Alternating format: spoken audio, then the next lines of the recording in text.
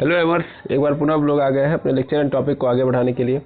तो जैसा कि आप सभी लोग जानते हैं, तो चलिए स्टार्ट करते हैं क्लास को। और आज हम देखेंगे बेस, क्योंकि हम लोगों ने पिछले क्लास में एसिड को बड़े अच्छे से निपटा लिया था। तो आज बेस को भी निपटा देंगे और फिर कहानी को आगे बढ़ाएंगे। तो जैसा कि आप जानते हैं बेस क्या होता है, तो बेस सेम एसिड का उल्टा होता है, ठीक है ना।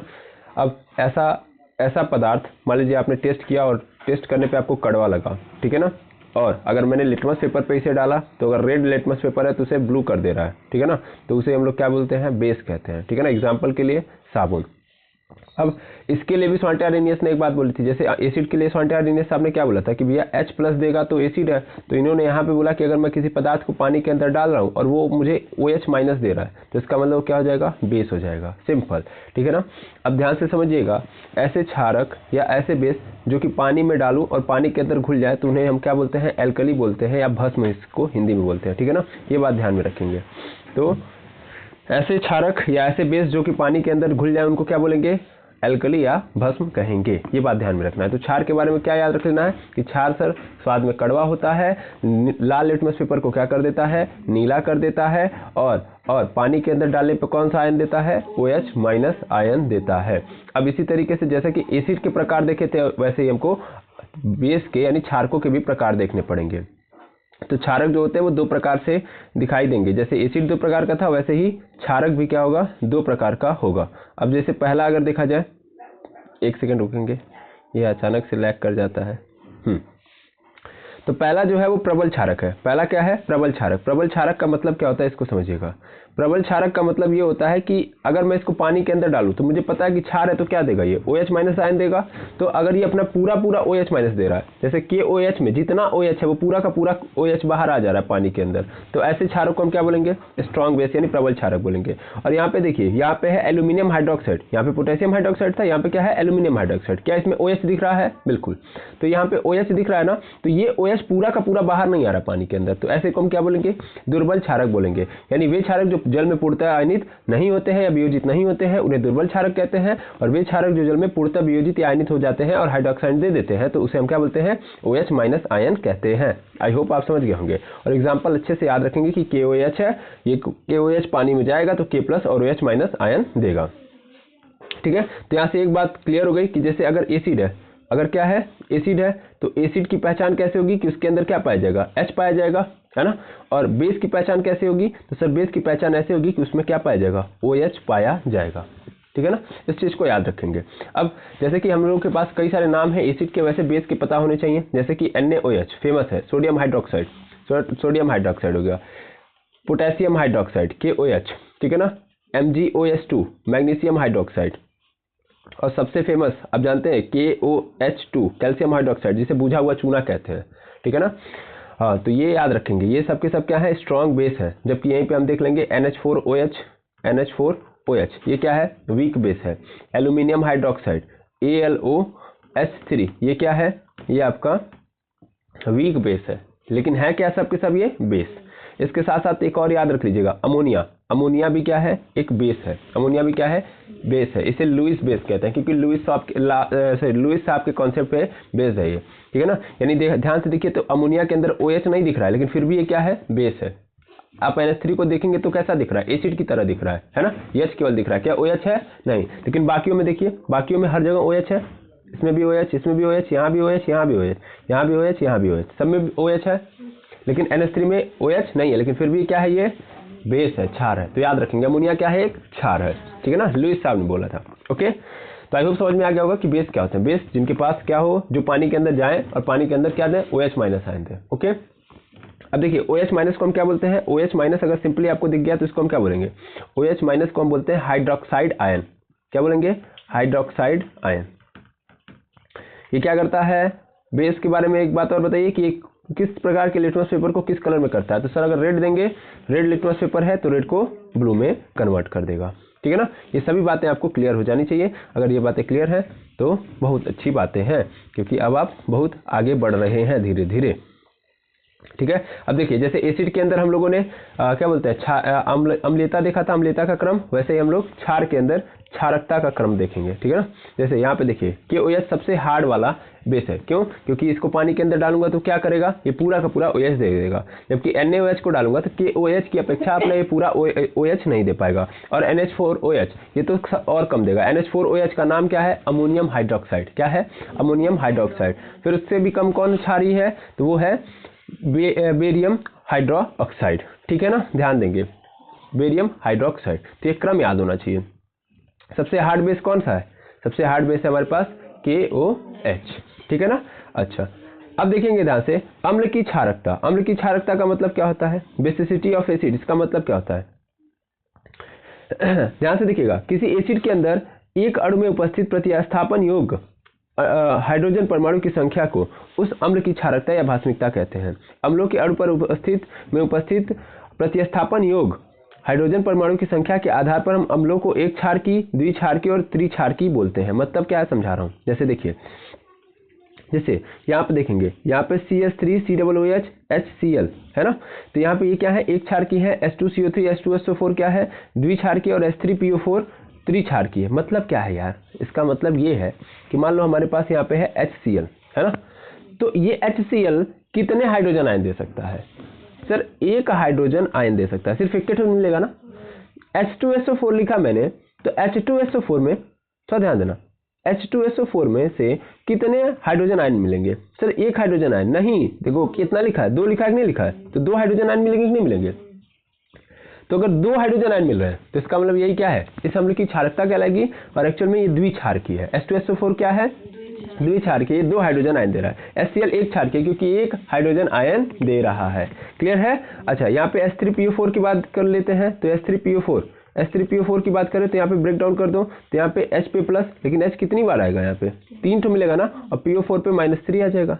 समझ में आ रहा है। तो क्या समझ में आ रहा है, यहाँ पे ये क्या हो गया, त्रिक्षार की हो गया ना, 3 तो हाइड्रोजन आयन दे रहा है। तो जितने हाइड्रोजन आयन देगा वही, मतलब जितने हाइड्रोजन आयन दे सकता है वही इसकी क्षारकता कहलाती है। ठीक है ना। और एक तो दिया तो एक क्षार की, 2 दिया तो द्विक्षार की। अब देखो क्षारक की अम्लीयता का मतलब क्या है कि कितना वो OH माइनस दे सकता है। सिंपल, कितना OH माइनस आयन दे सकता है। समझ में आ रहा है ना।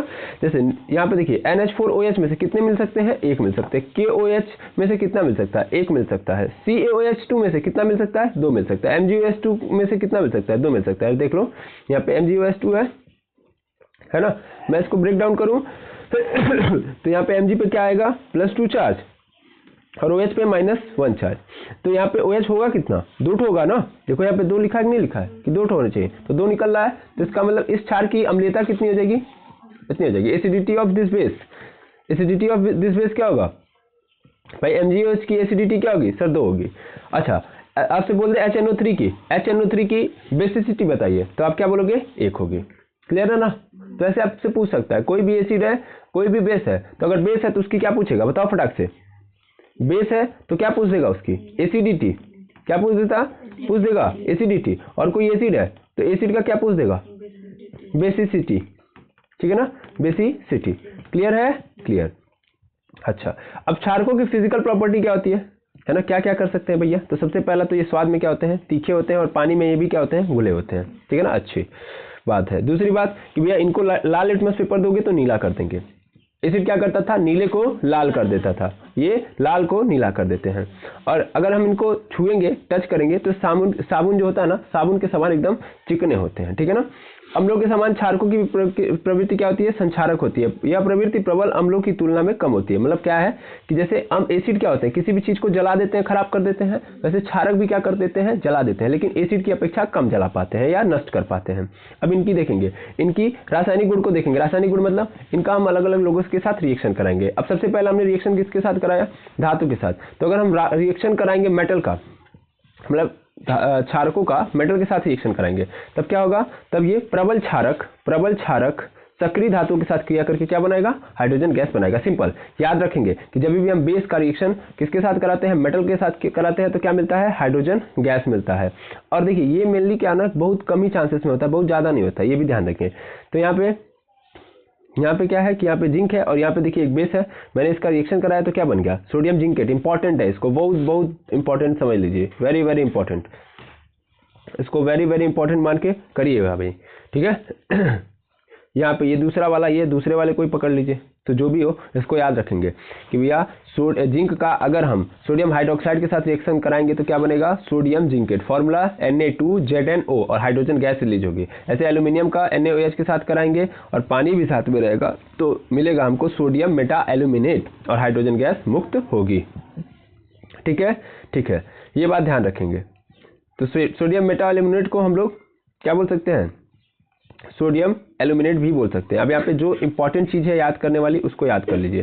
क्या, सबसे पहले सोडियम जिंकेट का फॉर्मूला, सबसे पहले किसका फॉर्मूला, सोडियम जिंकेट का। तो सोडियम जिंकेट का फॉर्मूला क्या होता है, ये देखिए, सोडियम जिंकेट का, सॉरी,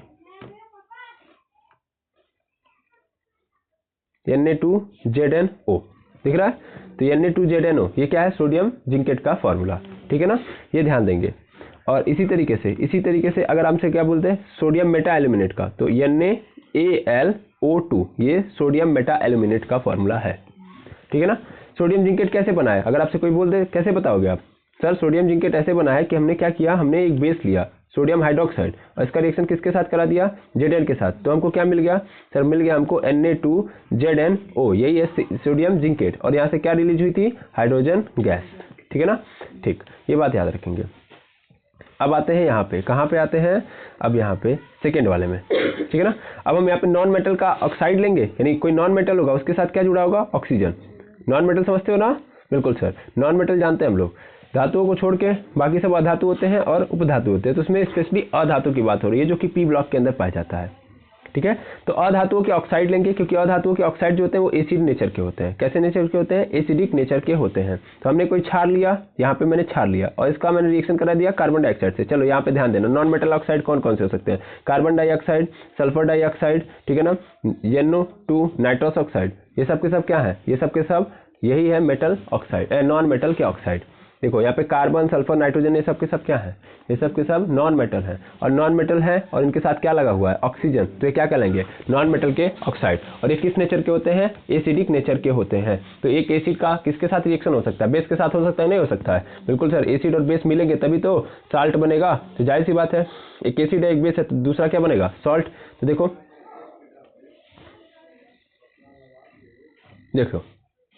यहाँ पे कार्बन डाइऑक्साइड है और यहाँ पे कैल्शियम हाइड्रोक्साइड है, ये इन दोनों ने आपस में मिलकर क्या बना दिया, कैल्शियम कार्बोनेट बना दिया और क्या बना, पानी, ठीक है ना। अच्छा, इसके बाद देखेंगे कि भैया अगर हम एसिड का किसके साथ रिएक्शन करा रहे हैं, सीधा सीधा एसिड क्या बोलते हैं, बेस का सीधा सीधा रिएक्शन एसिड के साथ कराएंगे तो क्या बनेगा, एल्यूमिनियम सल्फेट बनेगा और पानी रिलीज होगा। तो हमेशा याद रखेंगे क्या, कि जब भी एसिड होगा कोई और उसका रिएक्शन किसके साथ होगा, बेस के साथ, तो ऑलवेज क्या बनेगा, ऑलवेज बन जाएगा हमारा साल्ट और सीधा सीधा क्या निकलता हुआ नजर आएगा, पानी, ठीक है ना, हमेशा याद रखेंगे। अब रिएक्शन याद करने में कोई दिक्कत नहीं होनी चाहिए। जैसे यहाँ पे देखेंगे, यहाँ पे CO2 था, इसने कैल्शियम हाइड्रोक्साइड के साथ रिएक्शन किया, तो कैल्शियम हाइड्रोक्साइड के साथ रिएक्शन किया तो इसको पहले हम यहाँ पे समझा देते हैं, एक रिएक्शन समझोगे सब आ जाएगा। तो यहाँ पे देखो CaOH2 ये बुझा हुआ चूना है, ठीक है ना।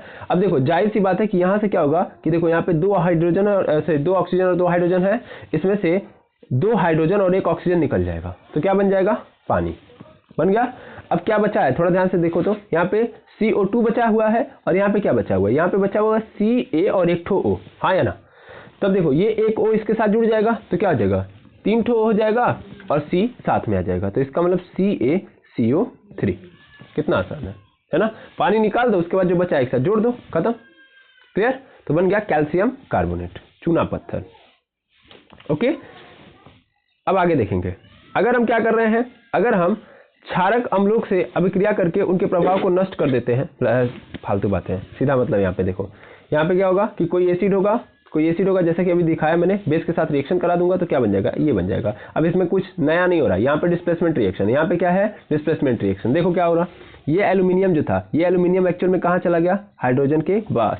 जो ही हम ऐसा रिएक्शन कराएंगे, एसिड और बेस का रिएक्शन कराते तो ये होता है डिस्प्लेसमेंट रिएक्शन होता है। एल्यूमिनियम हाइड्रोजन को मार के भगा देता है, कहता है ऐसे कैसे, तुम कहाँ सल्फेट के साथ रहोगे, मैं रहूंगा, मैं सबसे ज्यादा क्रियाशील हूँ, तो इसको मार के भगा देगा। तो ये H2 और ये OH आपस में मिलकर क्या बना देंगे, पानी बना देंगे, और ये एल्यूमिनियम आ गया सल्फेट के पास। तो देखो Al2SO4 का होल थ्राइस बन गया। या इस चीज को आप तोड़ के भी लिख सकते हो कि देखो यहाँ पे एल्यूमिनियम हाइड्रोक्साइड था, है ना, और यहाँ पे था H2SO4 सल्फेट था, हाँ ठीक, एल्यूमिनियम सल्फेट ही था, एल्यूमिनियम हाइड्रोक्साइड, और यहाँ पे क्या था 3 रहेगा यहाँ पे, और यहाँ पे क्या रहेगा H2SO4, ठीक है, H2SO4। इसको ब्रेक डाउन करो, ये क्या होगा, एल्यूमिनियम पे +3 चार्ज और हाइड्रोक्साइड पे क्या आएगा माइनस चार्ज। यहाँ पे H प्लस पे सर ये टूटेगा, H पे प्लस चार्ज और SO4 पे -2 चार्ज, ठीक है। अब देखो क्या हो रहा है, एल्यूमिनियम यहाँ का प्लस दूसरे वाले के माइनस के साथ चला जाएगा, तो जाहिर सी बात है यहाँ पे क्या होगा, एल्यूमिनियम के पास मतलब ये देखिए इसका 2 इसके पास चला आता है और इसका 3 इसके नीचे, तो यहाँ पे Al2 हो जाएगा और SO4 के नीचे क्या आ जाएगा, 3 आ जाएगा, तो Al2SO4 का होल थ्राइस। और यहाँ पे देखो ये H है ये, और ये क्या है OH है, जुड़ जाएगा तो क्या बना देगा H2O, खत्म, समझ में आया ना। तो ये हुआ है इस रिएक्शन के अंदर, ठीक है, ठीक। इसके साथ साथ क्या है, इसके साथ साथ इंपॉर्टेंट बात यह है कि भैया जब मैं क्या कर रहा हूँ अमोनियम हाइड्रोक्साइड को, यानी सीधा सीधा कोई प्रबल क्षारक ले रहा हूँ। प्रबल क्षारक का मतलब क्या होता है भैया, स्ट्रॉन्ग बेस है, उस स्ट्रॉन्ग बेस को पानी के अंदर डालूंगा तो क्या बनेगा, अमोनियम आयन बनेगा और हाइड्रोक्साइड आयन मिलता हुआ दिखाई देता है, ठीक है ना, ठीक है, ठीक है, ठीक है, ठीक है। इसके बाद कुछ जैसे कि मतलब कोई भी मैं क्षारक ले रहा हूँ, यानी कोई भी बेस ले रहा हूँ, अगर मैं उसको गर्म करूंगा तो क्या हो जाएगा, वो मुझे एक ऐसा ऑक्साइड देगा, कैसा ऑक्साइड देगा, मेटल ऑक्साइड देगा, और वो मेटल ऑक्साइड एक्चुअल में कैसा होगा, क्षारीय यानी बेसिक प्रवृत्ति का होगा। सीधा मतलब है, सीधा मतलब ये जो बेस है, इस बेस को अगर पानी के अंदर डाल रहे हो, इस बेस को क्या कर रहे हो, पानी के अंदर डाल रहे हो, तो जानते हो क्या होगा, ये बेस पानी के अंदर जाने के बाद अपनी बेसिसिटी को खत्म कर देगा। दैट मीन्स यहाँ पे क्या बनेगा, मुझे एक्चुअल में यहाँ पे 2 आयन मिलेंगे, एक तो पॉजिटिव और एक निगेटिव, और निगेटिव वाला कौन सा होगा, हाइड्रोक्साइड आयन होगा। कौन सा होगा, हाइड्रोक्साइड आयन होगा। इस बात को याद रखेंगे, यहाँ पे हाइड्रोक्साइड यानी OH माइनस एक मिलेगा, और बाकी यहाँ पे जो निकल के आएगा वो मिल जाएगा, ठीक है। और अगर मान लो इसी बेस को मैंने क्या कर दिया, गर्म कर दिया, दोनों क्वेश्चन है, पानी में डालोगे तो क्या होगा, और बेस को यदि हीट कर दिया तो क्या होगा। तो अगर बेस को मैंने हीट कर दिया, बेस को अगर मैंने हीट कर दिया तो यहाँ पे क्या मिलेगा मुझे, मेटल ऑक्साइड, यानी एक्चुअल में बेसिक ऑक्साइड मिलेगा। बेस के साथ क्या जुड़ जाएगा, ऑक्साइड। बेसिक ऑक्साइड का मतलब जानते हो क्या होता है, मतलब यहाँ पे क्षारीय नेचर का ऑक्साइड प्रदान होगा, सॉरी मिलता हुआ दिखाई देगा। यहाँ पे क्या होगा, यहाँ पे जब गर्म करूंगा मैं तो क्या मिलेगा मुझे, कोई ऑक्साइड मिलेगा, और ये इस ऑक्साइड का नेचर कैसा होगा, क्षारीय होगा। कैसा होगा, क्षारीय होगा। क्लियर है, 2 बातें क्लियर हो जानी चाहिए। अब हम देख लेते हैं बेस के क्या उपयोग है। तो सबसे पहला उपयोग, इसका उपयोग हम क्या करते हैं, क्या करने के लिए, इसका उपयोग जो है वस्त्र तथा प्रति अम्ल बनाने में किया जाता है। किसका, एल्यूमिनियम हाइड्रोक्साइड का। फिर दूसरा वाला NH4OH, इसका प्रयोग क्या करने के लिए करते हैं, क्लींजिंग एजेंट के रूप में करते हैं, और अमोनिया लवण बनाने के लिए होता है, ठीक है ना।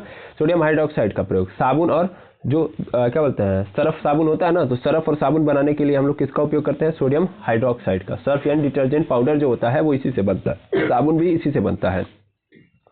कैल्शियम का उपयोग क्या करते हैं कि जो चमड़ा उद्योग होते हैं तो चमड़ा उद्योगों में करते हैं, और जो खारा पानी होता है जिसके अंदर क्या पाया जाता है, नमक पाया जाता है, उसे सॉफ्ट बनाने के लिए किया जाता है। और साथ ही साथ ब्लीचिंग पाउडर सभी लोग जानते हैं, ब्लीचिंग पाउडर को बनाने में किया जाता है। आगे हम देखेंगे भी, ठीक है ना, ध्यान से समझेंगे। एल्यूमिनियम हाइड्रोक्साइड AlOS3, इसका उपयोग हम लोग वस्त्र और एंटी एसिड्स बनाने के लिए करते हैं। एंटी एसिड्स क्या होते हैं भैया, जो एसिड को काट सके, ठीक है ना। और अमोनियम हाइड्रोक्साइड का काम क्या होता है, क्लींजिंग एजेंट बनाने का काम होता है, ठीक है ना, कोई ऐसा एजेंट जो क्लीनिंग के लिए उपयोग किया जाता है। सोडियम हाइड्रोक्साइड साबुन और सर्फ यानी डिटर्जेंट बनाने के लिए किया जाता है। और कैल्शियम हाइड्रोक्साइड का प्रयोग क्या किया जाता है, खारे पानी को सॉफ्ट बनाने के लिए, ब्लीचिंग पाउडर बनाने में और चमड़ा उद्योग में किया जाता है, ठीक है। अब कुछ इंपॉर्टेंट बातें बताया है कि भैया जो टूथपेस्ट होता है वो क्या होता है, हल्का सा क्षारकीय होता है। इस कारण यह दांतों के चारों ओर अम्ल के आधिक्य को उदासीन कर देता है। मतलब हम खाना खाते हैं तो खाना खाने के बाद बहुत सारे एसिड्स हमारे मुंह में जाते हैं, ठीक है ना, तो वो एसिड हमारे दांतों के अंदर रहेंगे तो जाहिर सी बात है खराब करेंगे दांतों को।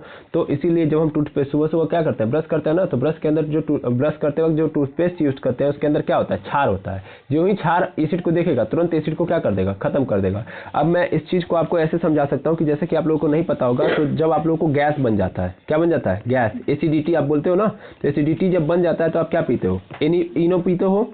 तो इनो एक्चुअल में जानते हो क्या है, milk of magnesium, magnesium hydroxide है। क्या है, मैग्नीशियम हाइड्रोक्साइड है, मिल्क ऑफ मैग्नीशियम। ध्यान से देखो ये क्षार है कि नहीं है, क्षार है ना। तो ये जाता है और उस एसिड को, बढ़े हुए एसिड का काम क्या बोलते हैं, जो बढ़ा हुआ एसिड है उसको न्यूट्रलाइज कर देता है, उसको खत्म कर देता है। तो क्षार को लेके जाओगे तो एसिड को क्या कर देगा, मार देगा, और एसिड देखेगा क्षार को तो एसिड क्या करेगा, क्षार को मार देगा। समझ पा रहे हो ना। तो जो इनो है वो कैसा होता है, क्षारकीय होता है। वैसे ही देखो जो हम टूथपेस्ट करते हैं वो भी क्या होता है, वो भी क्षारकीय होता है। क्लियर है। अब उसके बाद मधुमक्खी तथा चींटी काटने पर क्या होता है, मेथेनोइक अम्ल। और मतलब यहाँ पे देखेंगे, एक काम करता हूँ क्योंकि स्टोरेज की प्रॉब्लम है, इसको मैं यहीं से आगे स्टार्ट करूँगा, नहीं तो दिक्कत हो जाएगी। मिलते हैं नेक्स्ट वीडियो में। Thank you very much.